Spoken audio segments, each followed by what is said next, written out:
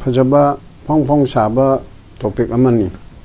Arrest may jeopardize peace talk. Mi phabasina wari sanabada yauriba mi phabasina wari sanaba santigi wari sanaba sida akaiba endanger ohenba jeopardize hedi akaiba thonba khudong thiningai ohenba adugma pot ama oibera yabra oirakadabra haibani chamna harabad araiba londa haraga adamase aikoina khangi hanbada khatang wahudho oina aikoi me ahumdagina hoji phawda tha tarama to chang aba tha taraga makhai phajil aba tarani rom chujil aba asida tang taba punsi ma phangdaba government of Manipur na law and order gi responsibility si government of Manipur na lopun thokpa magi sovereign shakti gi manung da state government na magi jurisdiction gi manung da union list state list concurrent list habisi manung da state list da yauba law and order si mana control to da ba magi responsibility oiba pot ase tawba ngamdabadigi central government na 355 season nei natraga season ate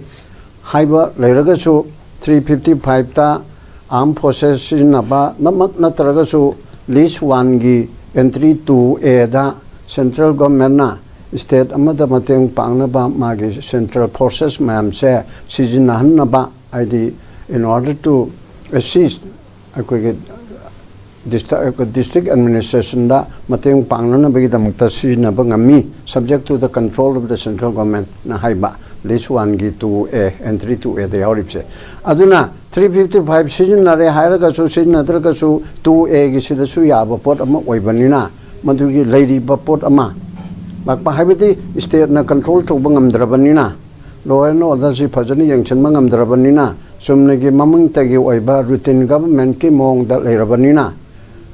adugumba central government ki advice ki matungina unified command gi sakti punamak asu chief minister di lokthoga Kuldip ta sinigi ba security advisor da hapchin gi ba loinana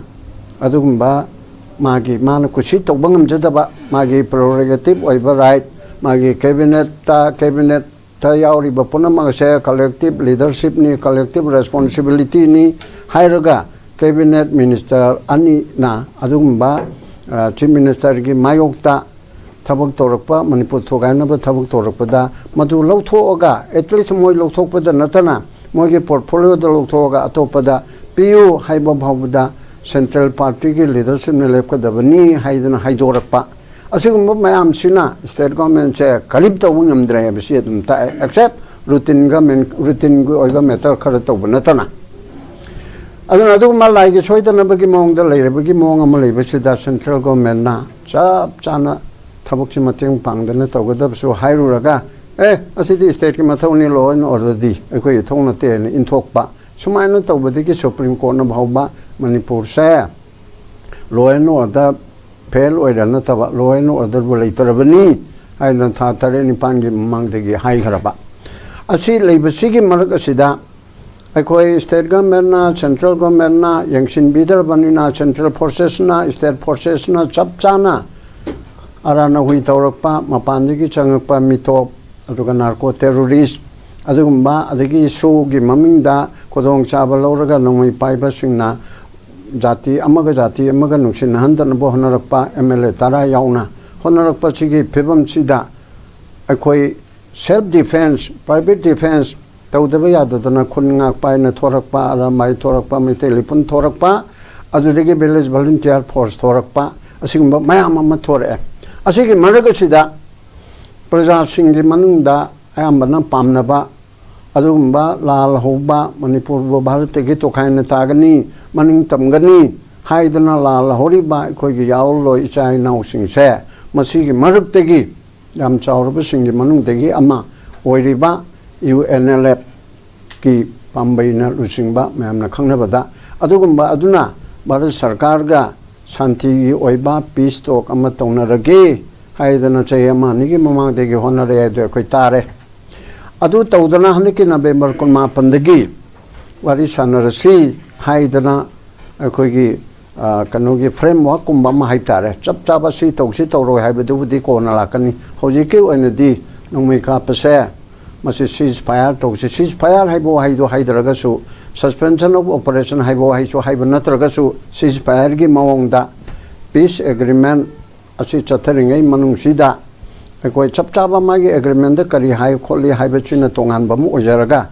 ado redi suma ma tawrisiko en publicly delhi degi lautho e adu degi November kumapan gi matung sida Manipur da Kangla da Chief Minister yauna Council of Minister yauna Manipur gi aduga chawchang mayam Chief Secretary DGP Commissioner mayam yauba mi liching mga taratin ba function amada lauthok tana adu mawari sana gadu ba UNLFT mogi chairman di ada Myanmar da father lady banina mogi acting chairman dogyai sigi magi kutang da mana Ekoi sovereign manghi ba sovereign si handil hanna ba hona ba si ekoi gi yanan ba ground amani masi yadana ekoi wari sanarani aduga ekoi khulai su thado oi ekoi aduga dan tawna ba khona ba adu di ekoi lepagani sis payar gi mong da tawragani haidana lautok tana e praja singna masi da welcome tawi yes adumba noina surrender tawdana Ekoi Bharat Sarkar na haibadu yajarage yes sir haiba natabanina piba ngamba ngamdaba khangde ekoi na pami ba sovereign status independent status asidi khanasi haibi gi port asida amabu oro yare haibi maming da lauthu edana public meeting amado ko chief minister na witness oiba mayam ama tawba even amisa go central government chu loin ma khangba aduguma masa dur lauthogo wari sanbigi mongda lerapasina December January February March thahumari chujale ada lanchi loidribanina asigida wari sanana bigi damukta moi manungda mi thadana khotana kar kamatano makha kari tawgadi ka kokadage hai tawri khole ha biche koina sum pau phangi sigi marukta tang taba ma purna bohana bada khwaidagi maru oiba potchingi manungda ama oina Masigumagi misunderstanding leiba adolal hoba hodaba aina leibisi manungda kanglup amana wari sanaraga aikoi tawba yaba ponamagado tawsi haina leiningai gi maraga sida ni ngarang pung tarada hariba kabarda yaubi matungina UNL pami group ki army ki chief ne aduga mogi intelligence ki makok ne aduga corporal ama ne ahum se ngarang pare haidana koi arrest memo PV paudi tade pirambiai pipum thopani adu piram dana kana madu illegal oire aduga madu phadana pugi bedegi mayam sina eho amala eba la ibagi maramdi shanti gi wari sanari ba wari sanaba loiba suna triba hawba hawdriba asigumba pisamna dana leiriba wari sanana biga kali pothokani potho oi haidana leinani gi maraga chide kang dana NIA na National Investigating Agency na hariba ahum masa mapangi da hanigi leiba case amaga mari lenabani haibi maming da moino thagalakpa pauda yawi matungina NIA confirms arrest haina haiba NIA case number RC 23/2023 NIA Delhi register haidana tawba aduguma case amagi makada makoisi phare haidana hairen luri bedi wali sanadana akoi arrival londa angang singi sanabada hairaga awawa haibedunine nangna ai point lobu ya deko ai se amang me sanabda awawa akolemne gisiko haibedune ba arrival londa hairaga adu leiringai tanda adu da hotindana moi phare ba adu redi NIA na tawripse NIA de kanano central government gi agent Central government na tawripsi karino state government khangal lambra nasi honorable chimintana piba memde electronic medada ki sutare aduga nungthin gi paper sing gi sutare ma khangde ai masungai gi government che khangde tarsi ai khangde siju angakpa mani ai gi yumda ai gi yungbu oiriba ai gi chama isu ma kana gumba amana adu tawre haibisi ai khangde ai leina ai khangde haibisi karma mongda hairimno tamchamna harakanda adudi khangdana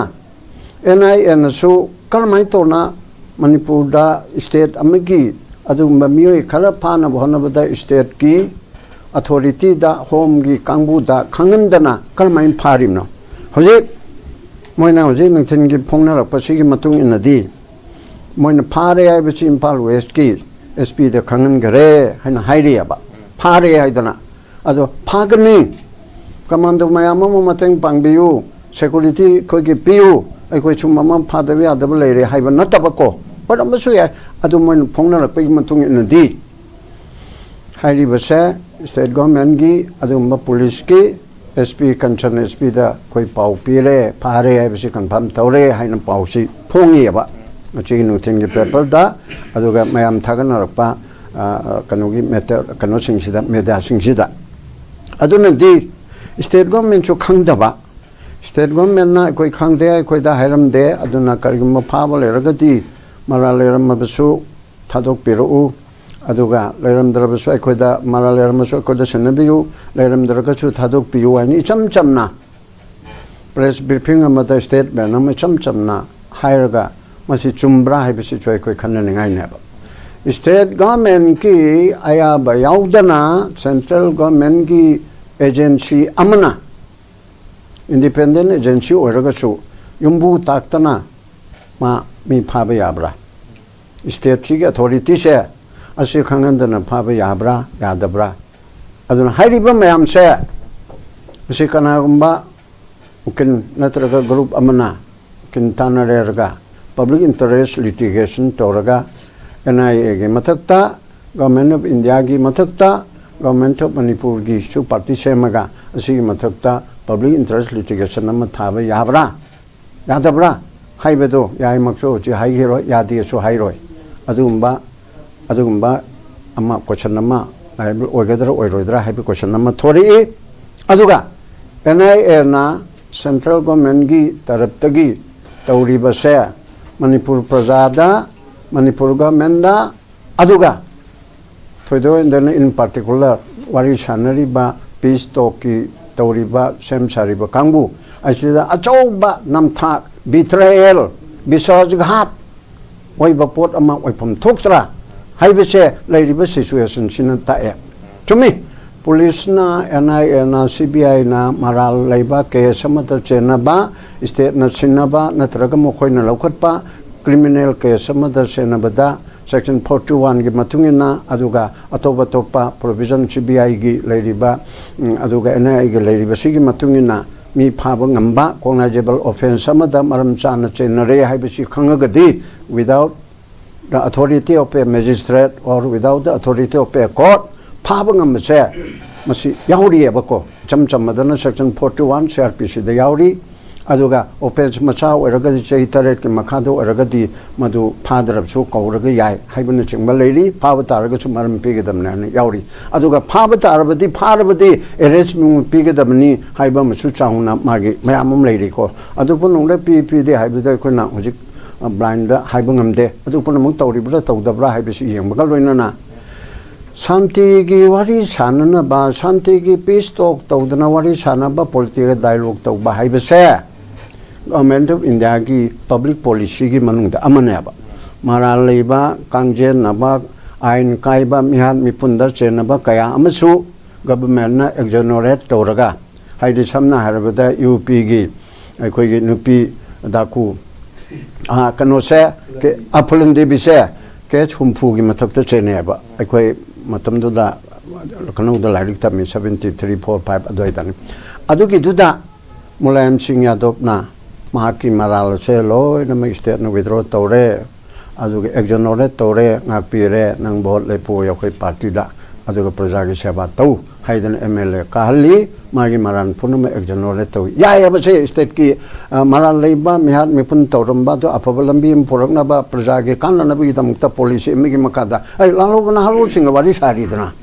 ꯑꯗꯨꯒꯨꯝꯕ ꯇꯦꯔꯣꯔꯤꯁꯒꯨꯝꯒꯤ ꯑꯦꯛ ꯇꯧꯔꯝꯕ ꯑꯗꯨ ꯃꯤꯍꯥꯠ ꯃꯤꯄꯨꯟ ꯇꯧꯔꯝꯕ ꯂꯝꯍꯦꯟ ꯇꯨꯍꯦꯟꯕ ꯃꯌꯥꯝꯁꯤꯒ ꯋꯥꯔꯤ ꯁꯥꯟꯅꯔꯤꯗꯅ ꯁꯤꯒꯤ ꯖꯒꯥꯁꯤ ꯍꯦꯟꯖꯜꯂꯛꯀꯅꯨ ꯍꯥꯏꯗꯅ ꯈꯔ ꯄꯤꯛꯄꯗꯅ suspension of operation ꯍꯥꯏꯗꯅ ꯆꯤꯡꯒꯤꯗ ꯇꯧꯔꯤ ꯑꯗꯨꯒ ꯆꯞ ꯆꯥꯅ ꯏꯟꯁꯔꯖꯦꯟꯁꯤꯒꯤ ꯅꯣꯡꯃꯩ ꯄꯥꯏꯕ ꯑꯆꯧꯕ ꯐꯣꯔꯁ ꯑꯃꯅꯤ ꯍꯥꯏꯕ ꯑꯗꯨꯒꯨꯝꯕꯗꯅ ꯁꯤꯖ ꯐꯥꯌꯔ ꯇꯧꯔꯤ NSN IMꯒ ꯑꯗꯨꯒ ꯍꯧꯖꯤꯛꯀꯤ UNLFꯀꯤ ꯄꯥꯝꯕꯩ ꯒ꯭ꯔꯨꯞꯀꯁꯨ ꯁꯤꯖ ꯐꯥꯌꯔꯃꯛ ꯍꯥꯏꯗ꯭ꯔꯕꯁꯨ ꯑꯗꯨꯒꯤ ꯃꯑꯣꯡꯗ ꯇꯧꯔꯒ ꯑꯩꯈꯣꯏ ꯃꯤꯐꯥꯝ ꯃꯤꯄꯟ ꯇꯧꯕ ꯅꯣꯡꯃꯩ ꯀꯥꯞꯄ ꯂꯦꯞꯅꯁꯤ ꯅꯈꯣꯏꯁꯨ ꯅꯣꯏꯒꯤ ꯑꯦꯛꯇꯤꯚꯤꯇꯤꯁ ꯇꯧꯕꯗꯣ ꯑꯥꯏꯟ ꯀꯥꯏꯕ ꯊꯕꯛ ꯇꯧꯕꯗꯣ ꯂꯦꯞꯄꯨ हाइदना तौरगा मखा ताना करी की लाइन एजेंडा होरगा अखोय नंगी अदुगुम्बा कनोदो सोवरेन सेल्फ सोवरेनिटी दा खनबा याब्रा स्टेट के लेवल दा लेबदुसु तुम खनबा याइदनको अदुने एनएसएन आईएम दा वर्क गवर्नमेंट इंडिया ना खंगनबो ओरसु खंगदनो ओरसु सेल्फ सोवरेनिटी पीनी हाइसे सेल्फ सोवरेनिटी जी स्टेट दा तुम याउजेबा से सुप्रीम कोर्ट ना हायाबा state has its own sovereignty मांगोंदा लेजरिबा मागी जुरिडिक्शन अदुदा मागी सोवरेन शक्ति से लेजेब स्टेट की मंगदको law and order ngakpada ama tawda freely separation of power की मतुंगिना constitution की मतुंगिना असुन चिंबा मयाम अमा लेदना तौरिबा पोट असिदा अदुगुम्बा अखोयगी मरम चादना फाजिल लकपा मरम चाबा चादा बाहाइचे वारी सानरीदना वारी साबनिना फना क्राइम तोरमो ओइबो ओरमो अमो ओइबो ओरमो नितिजना हायरगा गवर्नमेंट इंडिया का मोइगा वारी सानबा इंटरलोकेटर मखलरनी लेसुलेरमनी एके मिश्रान ओइब्रा कनम तौबनी अदुइदुदा तौरगा सुमाइना मिहान मिपुंदन नत्र याम चावबो क्राइम चेनबदुदी अखोय कनो तौगे बु हायरगसु अयाब अम लौरगा तौगदमनेबा अदु नत्रगदी हेक्ता तौबची प्रजागी अपाम्बा मणिपुर गवर्नमेंट अछि उसितबा थवोइदबेरा नंग गवर्नमेंट जी तौसनबा नि भारत सरकार ना फामु फामने लेपोलेपनी होम मिनिस्टर ना हारगा तौबदु म्याम हंथन येंबा अदुगुम्बा मालेबा ऐसे ऐना हारिसे ऐना एनआईए बु गवर्नमेंट इंडिया बु यामना ताती तौने तौबगु नते मोइगी एक्टिविटीज मोइगी एटीट्यूड मोइगी बिहेवियर असिदा हाइबनेबा लॉफुल सिटीजन अमोइना सेनर सिटीजन अमोइना सेनर एडवोकेट अमोइना ऐना हाइरिबसे मोइबु नुंसीदना अदुगा हेक्ता गवर्नमेंट के मायोक्ते हेक्ता हाइरगदमनी हाइबनतेबा गवर्नमेंट बु फानिंगबदिगी लाना चथरिबसे तौगनु मसी तौरिबसिगी चप चाबा एक्शन से कनाना करमाइन तौरगा सिनबनो मदुगे रेस्पोंसिबल लेरिबसिंग से मतिक चाबा आइनगी ओइबे एक्शन लौखुटपा चुमी अहन बराउना